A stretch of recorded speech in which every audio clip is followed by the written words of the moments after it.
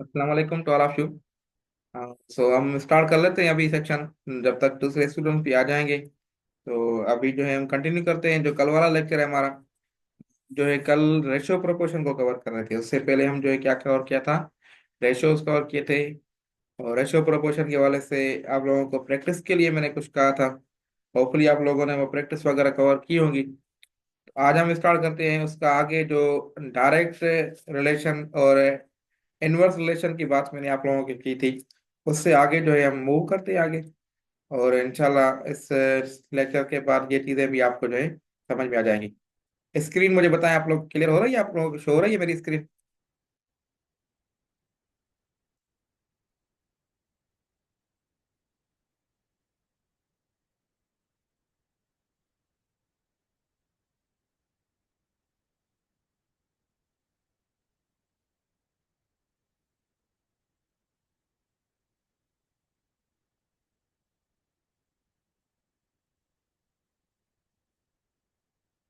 Okay, so direct proportion और indirect proportion जो है, इस तक हम पहुंचे हुए थे।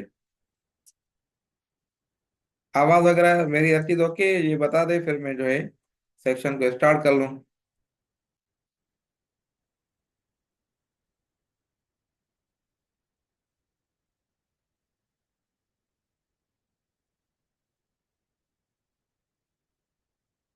ओके, सो अब आ जाते हैं डायरेक्ट रिलेशन की। सबसे पहले मैं आपको बताऊं और इनडायरेक्ट के बारे में बताता हूं। तो डायरेक्ट रिलेशन में क्या होता है कि एक चीज अगर बढ़ती है तो दूसरी चीज भी जो है ना वो इंक्रीज हो जाती है। ठीक है, अगर सपोज करें आपके पास कोई भी एक दो दो क्वांटिटीज हैं। एक जो है क्वांटिटी है आप लोगों की जो है हीट है। ठीक है, किसी भी रूम में आप जो है हीटर को चलाते हैं। तो हीटर को चलाने से हीट जो है रूम की या टेम्परेचर रूम का इंक्रीज होता है या डिक्रीज होता है जब आप हीटर ऑन करते हैं। तो जितनी देर तक हीटर ऑन रहेगा उतनी देर तक जो है आप लोगों का टेम्परेचर वो जो है बढ़ता रहेगा। मतलब ये डायरेक्ट रिलेशन है, एक चीज बढ़ेगी तो दूसरी चीज भी उसके साथ जो है इंक्रीज होती रहेगी। एक दूसरा एग्जांपल दे दूं कि अगर कोई भी काम है, अब अगर आप 5 स्टूडेंट्स हैं, 5 स्टूडेंट्स जो है डेली बेसिस पे मैं टास्क देता हूं कि आप लोगों ने दो दो पेजेस लिखने हैं। ठीक है, तो 5 स्टूडेंट में कितने पेजेस आप लोगों ने लिखे? 10 पेजेस लिखे। अगर मैं स्टूडेंट्स बढ़ाता हूँ, 6 स्टूडेंट कर लेता हूँ या 7 स्टूडेंट कर लेता हूँ, तो पेजेस भी बढ़ेंगे, काम भी मतलब जो है बढ़ेगा, बहुत ज्यादा अचीव होगा। अगर 7 बंदे अचीव होंगे तो इसका मतलब ये है कि पर पर स्टूडेंट जो 2 2 पेजेस लिख रहा है, तो 7 स्टूडेंट्स कितने पेज लिखेंगे? 14 लिखेंगे। मतलब स्टूडेंट्स बढ़ाने से काम भी आप लोगों का ज्यादा अचीव हो रहा है। तो इसका मतलब ये है कि ये क्या है, डायरेक्ट रिलेशन है। समझ में आ रही बात मेरी? और जो है इसका मैं सिंपल ये बताऊं, दो अगर क्वांटिटीज हैं तो एक क्वांटिटीज अगर बढ़ रही है तो दूसरी क्वांटिटी उसके साथ जो है बढ़ेगी। तो ये जो है डायरेक्ट रिलेशन का एग्जांपल है। अगर इनडायरेक्ट रिलेशन हो तो उसमें क्या होता है कि एक क्वांटिटी जो है इंक्रीज होगी तो दूसरी क्वांटिटी डिक्रीज होगी। अगर आप लोगों ने एक क्वांटिटी इंक्रीज कर ली तो दूसरी क्वांटिटीज डिक्रीज हो गई। तो इसका जो है ऐसे समझे कि आप लोगों की, आप रूम में एसी चलाते हैं, तो एसी चलाने से क्या होगा, रूम का टेम्परेचर डिक्रीज होगा। मतलब जितना टाइम ज्यादा एसी चलेगी रूम में, उतना टाइम जो है उतना ज्यादा उतना जो टेम्परेचर है कम होता रहेगा। तो ये क्या है, इनवर्स या इनडायरेक्ट रिलेशन है।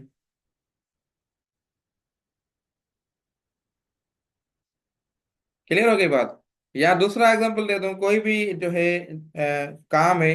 ठीक है, लेबर उसमें 5 मजदूर लगते हैं, 5 लेबर्स लगती है। ठीक है, वो 5 मजदूर जो है वो काम 10 दिन में कर रहे हैं। 5 लेबर्स वो काम 10 दिन में कर रहे हैं।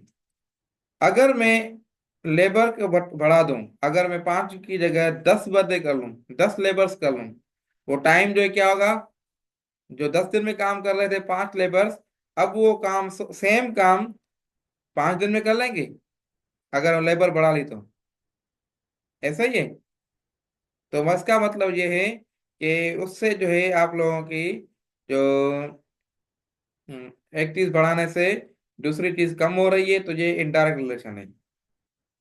आप लोगों ने जैसे फिजिक्स में भी पढ़ा होगा कि जो है f is directly proportional to a, force is directly proportional to acceleration. ठीक है। तो इसी केस में force directly proportional to acceleration, इसका मतलब ये है कि जो फोर्स एक्सीलरेशन है वो इंक्रीज हो रही है अगर आप फोर्स को इंक्रीज कर रहे हैं। समझ में आ रही बात? फोर्स, अगर आप जितना फोर्स ज्यादा, जोर ज्यादा लगाएंगे, उतनी जो एक्सीलरेशन है वो इंक्रीज होती रहेगी। तो ये डायरेक्ट रिलेशन का एक एग्जांपल दूसरा हो गया। दूसरा एग्जांपल फिजिक्स में ही आप लोगों ने पढ़ा होगा, जितना आप जो है रेजिस्टेंस बढ़ाएंगे उतना करंट कम फ्लो होगा। ठीक है। तो होपफुली आप लोगों को ये डायरेक्ट रिलेशन और इनडायरेक्ट रिलेशन समझ में आ गया होगा। अब आ जाते हैं हम जो है एग्जांपल्स की तरफ। ठीक है। तो अब ये आपके आपके लोगों के साथ मैंने स्क्रीन दोबारा शेयर कर ली है। होपफुली अभी शेयर हो रही होगी आपके आप लोगों की लैपटॉप पे या मोबाइल पे, जिस पे भी आप देख रहे हैं।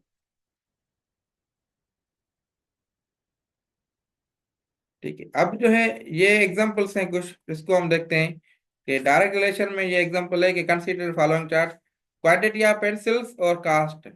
मतलब जो है एक पेंसिल जो है 5 रुपए की मिलती है, दो पेंसिल्स जो है कितने की मिलेंगी? 10 रुपए की मिलेगी। तीन पेंसिल्स 15 रुपए की मिलेगी। इसका मतलब यह है कि जितना जो है आप नंबर ऑफ पेंसिल्स को बढ़ाते जा रहे हैं, इंक्रीज करते जा रहे हैं, उतने ही आपको जो है वो है कास्ट उसकी जो है बढ़ती रही है। तो ये नंबर ऑफ क्वांटिटी जो है, क्वांटिटी ऑफ पेंसिल जो है, इस डायरेक्टली प्रोपोर्शनल है किससे? कास्ट है। पॉइंट समझ में आ रही है मेरी? तो ये है डायरेक्ट रिलेशन का एग्जांपल, जैसे सेम एग्जांपल मैंने अभी आपको बताए थे।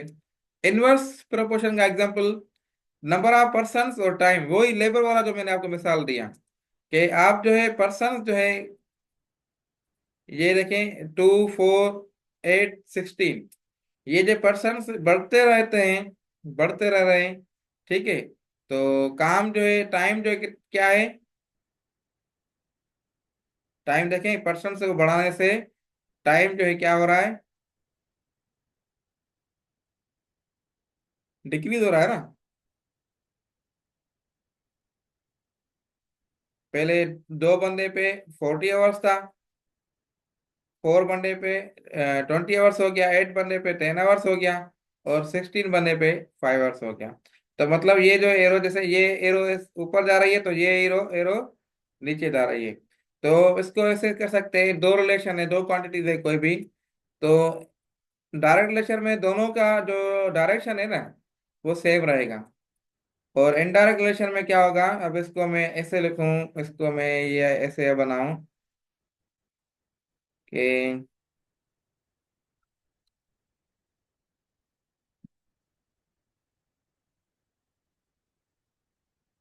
अगर डायरेक्ट रिलेशन का मैं बताऊं, उसके यार दोनों दोनों एरोस जो है ऊपर होंगे, मतलब ये इंक्रीज हो रहे हैं।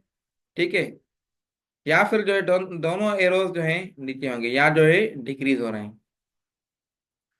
ठीक है। और इनवर्स प्रोपोर्शन में क्या होगा कि एक एरो इंक्रीज होगा तो दूसरा एरो डिक्रीज होगा। क्लियर हो गई बात? इस तरीके से जो है डायरेक्ट रिलेशन और इनडायरेक्ट इनवर्स रिलेशन जो है काम करते हैं। ये दोनों समझना आप लोगों के लिए बहुत इंपॉर्टेंट है। इसी में से आपको जो है वर्ड प्रॉब्लम्स आएंगे और आपको एग्जाम में फेस करने पड़ेंगे। ठीक है। तो अब आ जाते हैं हम नेक्स्ट जो है एग्जांपल्स की तरफ।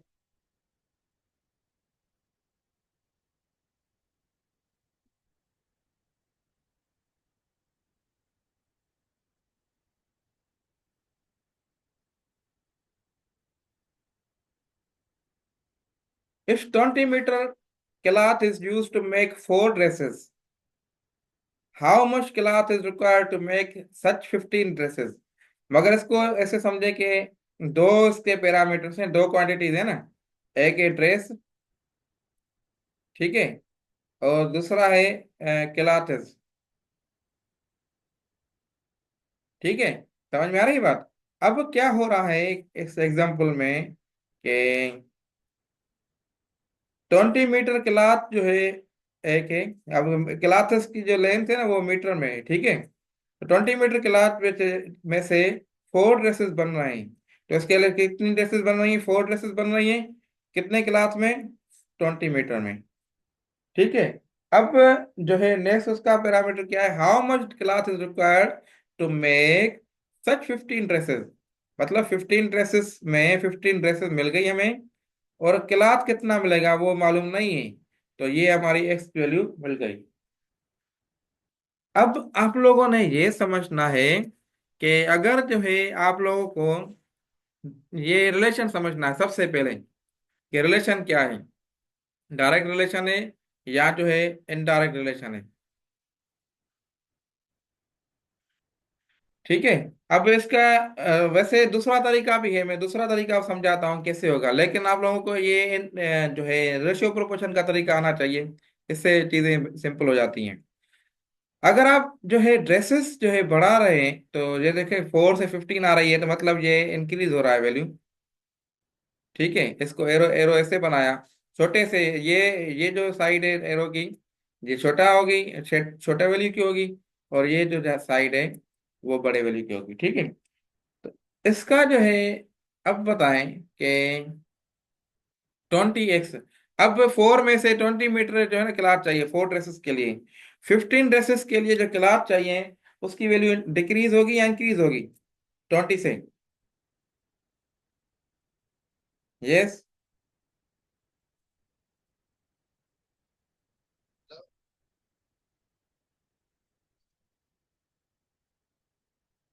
इसका बताएं आप। तो इसकी साइज जो है वो क्या होगी?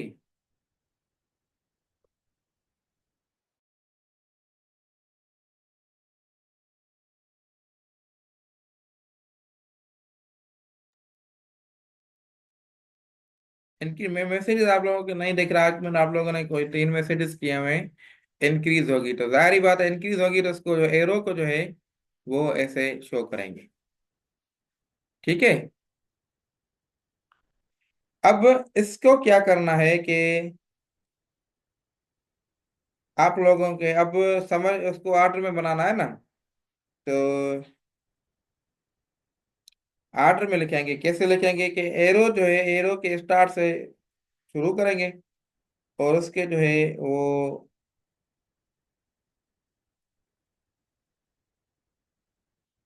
तो इस एरो की जैसे ये क्या है, एरो की टेल होती है और ये जो है हेड होती है, ठीक है।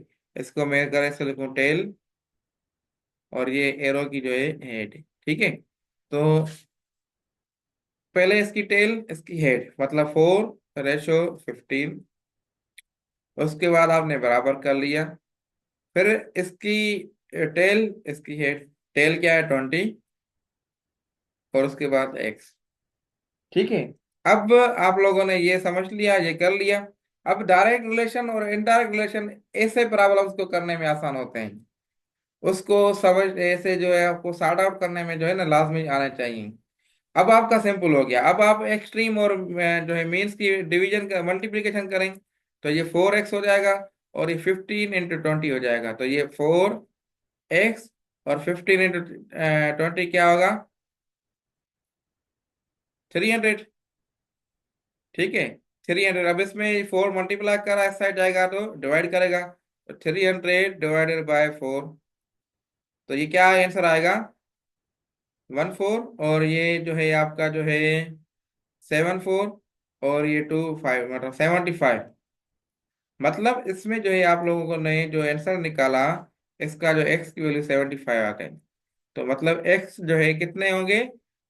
15 ड्रेसेस के लिए कितना? 75 मीटर जो है क्लास जो है रिकॉर्ड होगा। तो ये तरीके कार है। आगे बात समझ में?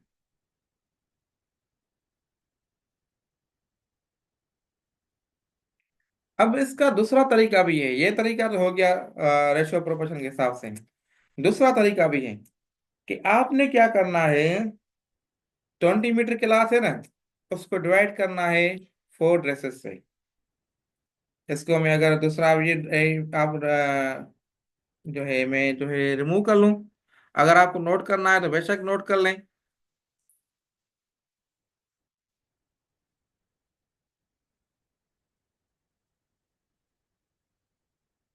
ठीक है, अब इसको जो है आप लोगों ने रिमूव करने के बाद मैं आपको समझाता हूँ कि देखें, 20 मीटर क्लॉथ है, उसको जो है वो इसमें कितने जो है ड्रेसेस हो रही हैं, 4 ड्रेसेस हो रही हैं। इसको ऐसे सिंपल सॉल्व करें।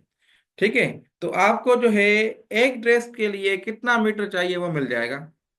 तो एक ड्रेस के एक 1 टाइम 4, 5 टाइम 4, तो मतलब 5 मीटर जो है रिक्वायर्ड है किसके लिए, फॉर 1 ड्रेस, या इसको मैं 1 रख लूं, 1 ड्रेस। ठीक है, क्लियर हो गई बात। अब मैं क्या करता हूं, अब एक ड्रेस के लिए कितने मीटर्स रिक्वायर्ड है, 5 मीटर्स। अब जितने नंबर ऑफ ड्रेसेस आपको मिले हों, 15 ड्रेसेस मिले हों, 20 ड्रेसेस मिले हों, 30 ड्रेसेस मिले हों, तो उसको 5 को मल्टीप्लाई करें 15 से, तो आपको जो आंसर मिल गया 75। क्लियर हो गई बात। ये जो है 75 आपको आंसर मिल गया। तो ये देखो, ये भी आसान तरीका है। दोनों तरीके से आप कर सकते हैं। आपको जो है ना एग्जाम में तो एमसीक्यूज आएंगे ना, तो आपको जो है एमसीक्यूज आप जो है आराम आसानी से कर सकते हैं। उसके बाद आई थिंक अब जो भी एग्जाम्पल आपको आप करें तो आप कर सकते हैं। जो है ये देखें, ये मैं जो है शो कर लेता हूँ आप लोगों को स्क्रीन पे। दूसरा एग्जाम्पल, ठीक है, 3 pipes can be fill 80 metres, how long it take to fill the tank if 5 pipe are used. ये अब देखें, ये आप लोगों के लिए इनडायरेक्ट रिलेशन है।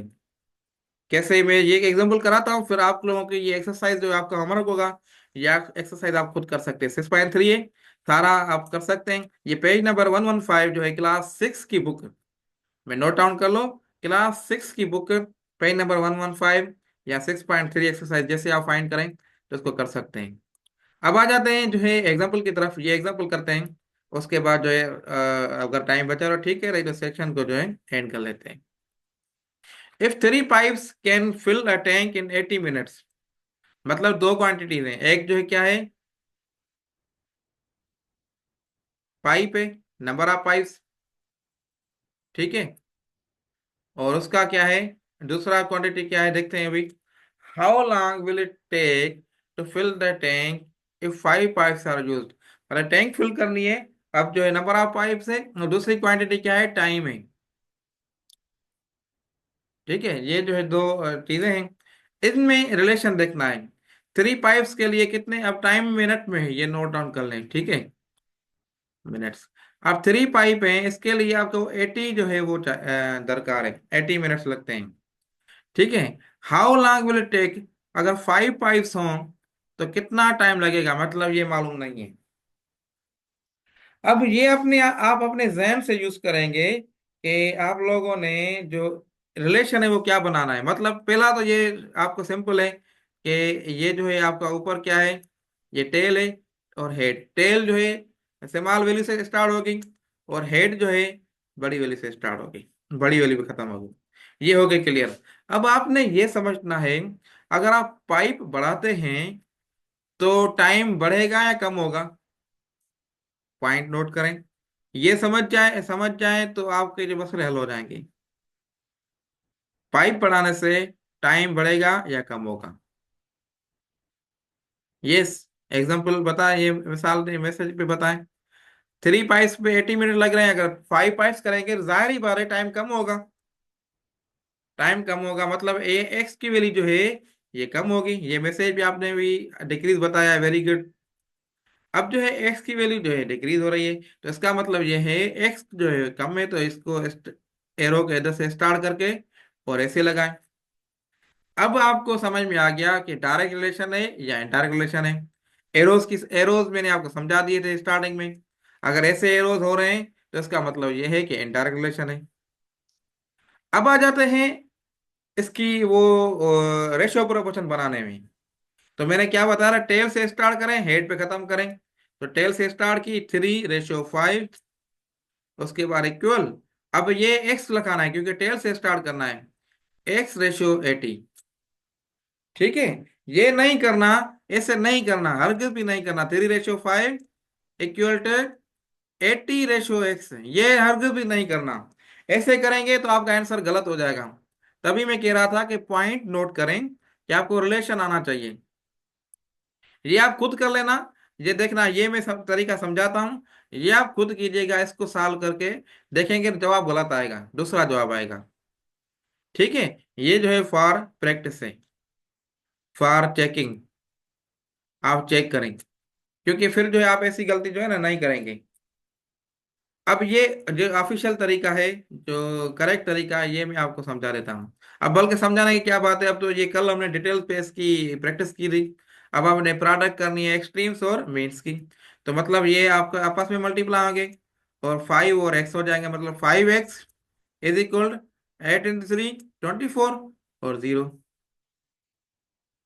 ठीक है, अब इसको सॉल्व करें तो एक्स को मैं डायरेक्ट कर लेता हूं अभी। तो ये 5 1 टाइम 5, और ये हो जाएगा 4 टाइम 5, तो ये 20 हो जाएगा। और 8 टाइम 5, तो ये 48, मतलब ये 48 जो है इसका आंसर है। मतलब इसका मतलब ये है कि आपको जो टाइम लगेगा ना, जो वो 48 मिनट लगेंगे। या इसका आंसर मैं लिख दूं कि आंसर क्या है, 48 मिनट्स।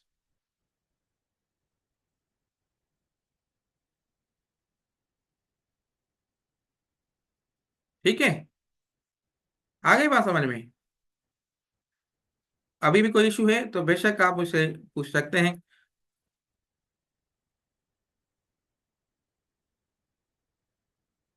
113 आंसर कैसे होगा, ये आपने गलत बता दिया। 113 किसका आंसर है? आपने कमेंट में लिखा है 113, तो ये तो गलत आंसर है।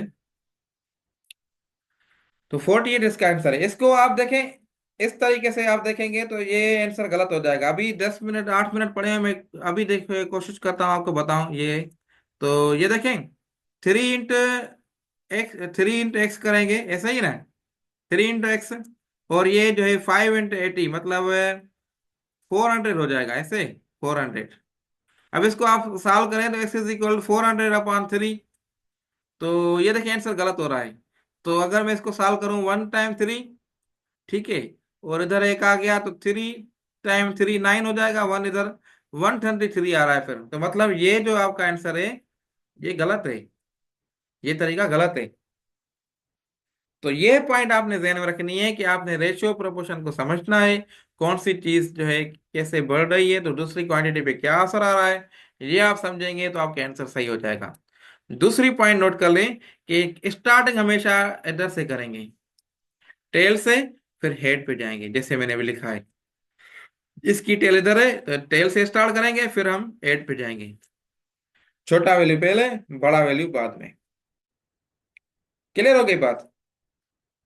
अब इसको डायरेक्टली दूसरा मेथड जो है उससे भी आप कर सकते हैं। अब 48 आंसर है, ये ध्यान में रख लें। मैं इसको दूसरे तरीके से करता हूँ, जो अभी मैंने आपको दूसरा तरीका आप समझाया था कि इसको कैसे करें। कि आपने जो है इसको 80/3 किया, इसमें आपको डायरेक्ट इनडायरेक्ट समझने की कोई जो है ना सर का दर्द है ही नहीं। 80 को 3 से डिवाइड किया, फिर आपको जो है कुछ ना कुछ वैल्यू मिलेगी। आपको क्या वैल्यू मिलेगी मैं आपको बताऊं या आप बताएं। तो 2 × 3 6 हो जाएगा, बाकी बचा 2 इधर। ठीक है, तो 20, और ये जो है 6। ठीक है, बाकी .6 6 ऐसे चल रहा है। मतलब आपका जो है जो हर पाइप पे 26 मिनट्स लग रहे हैं। ऐसे ही है, ऐसे ही मैंने तरीका बताया है। 80 मिनट लग रहे हैं 3 मिनट्स 3 पाइप्स पे। अब ये 26 जो है मिनट लग रहे हैं पर पाइप। अब आपको इसको मल्टीप्लाई करना है किससे, 5 से। 26 × 5 कर लें तो आपको क्या आंसर मिल गया, 5। 3 ऊपर गया और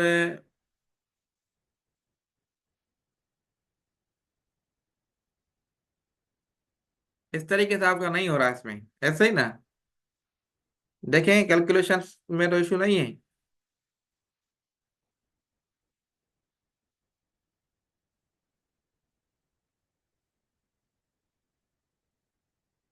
यस,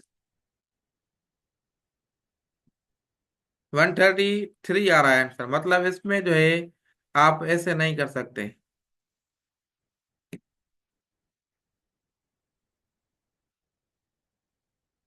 इसको आप जो है ऐसे सिंपल नहीं कर सकते।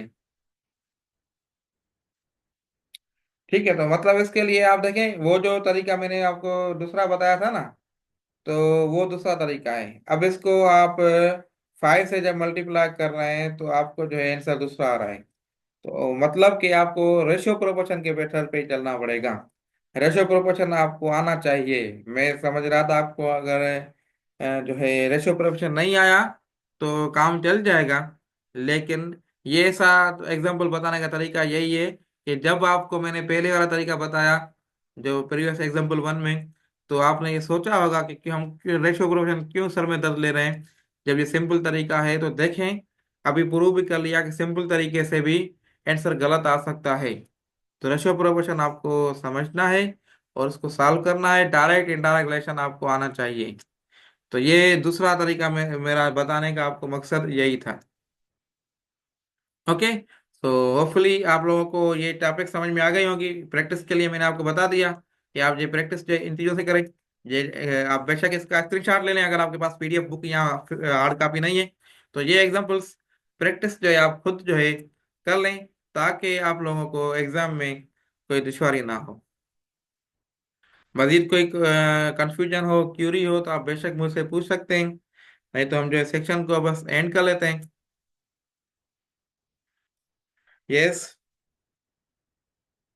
ओके, वेरी गुड, क्लियर है तो। ठीक है, सो अल्लाह हाफिज एंड टेक केयर।